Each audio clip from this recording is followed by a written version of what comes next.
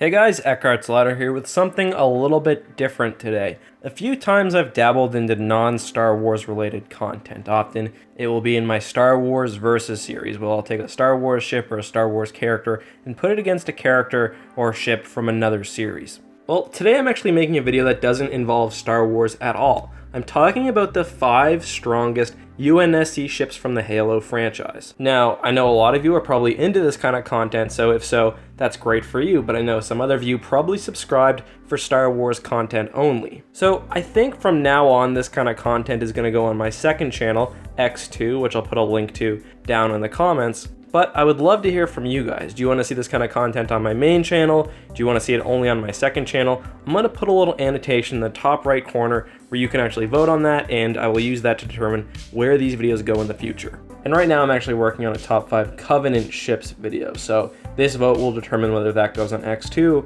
or on Eckhart's Ladder. Alright, so with all that out of the way, let's get right into the list. And as I mentioned, we're looking at the 5 strongest UNSC or human ships from the Halo universe. And I'm going to be including all ships, whether they were pre or post-Human Covenant War. Number 5 is one of the heaviest ships used by humanity during the war. It's the Valiant Class Heavy Cruiser. At over 1.5 kilometers long, the Valiant is probably most well known for being the ship class of the UNSC Everest. The Everest was the flagship of Vice Admiral Preston Cole, a hero in the UNSC, and while commanding the Everest, he notably destroyed over 300 Covenant vessels at the Battle of Psi Serpentis. Like any good UNSC ship, the Valiant used MAC cannons, Shiva missiles, 50mm point defense guns, and Archer missiles. And although this ship was pretty well armed, by the time of the end of the Human Covenant War, it was admittedly a little out of date.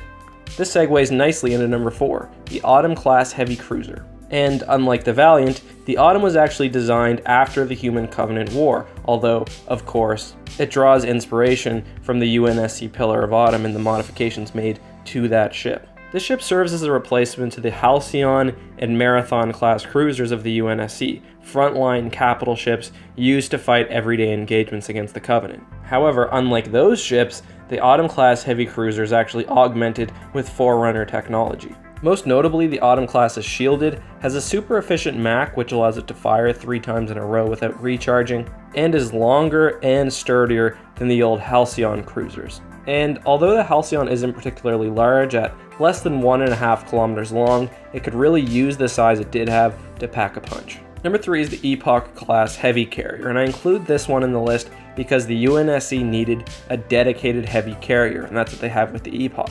Unlike the Valiant or the Autumn, which were primarily battleships, the Epoch was used to carry other ships, particularly longswords, into battle. And really, ships like this are vital to supporting a larger fleet during more serious engagements.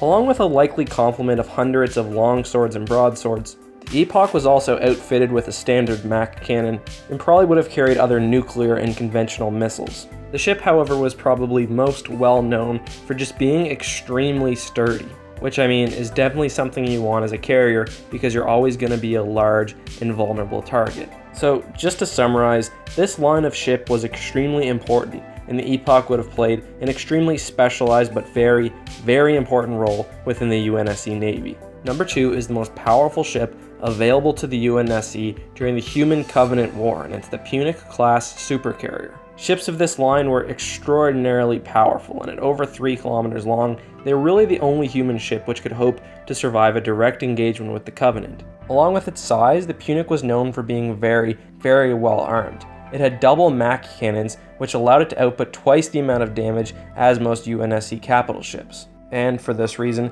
Punic-class supercarriers were often assigned to very important parts of UNSC space. The Trafalgar, for example, was part of the Epsilon Eridani fleet, which protected the whole sector and in particular, Reach. But I will say, all of these ships pale in comparison to the number 1 most powerful ship in the UNSC fleet, which is of course the UNSC Infinity class supercarrier. At over 5 kilometers long, the UNSC Infinity was the greatest of humanity's technological achievements. It was created with the best available technology after the Human Covenant War, including adapted forerunner technology, giving the ship notably the ability to communicate well in slip space, a powerful shield, which again is pretty rare for UNSC vessels and was totally non-existent before the end of the war, and 4 special advanced MAC cannons. And I mean, this ship is so powerful and so large that it actually carries in its underbelly 10 Trident class heavy frigates, which are themselves very technologically advanced, albeit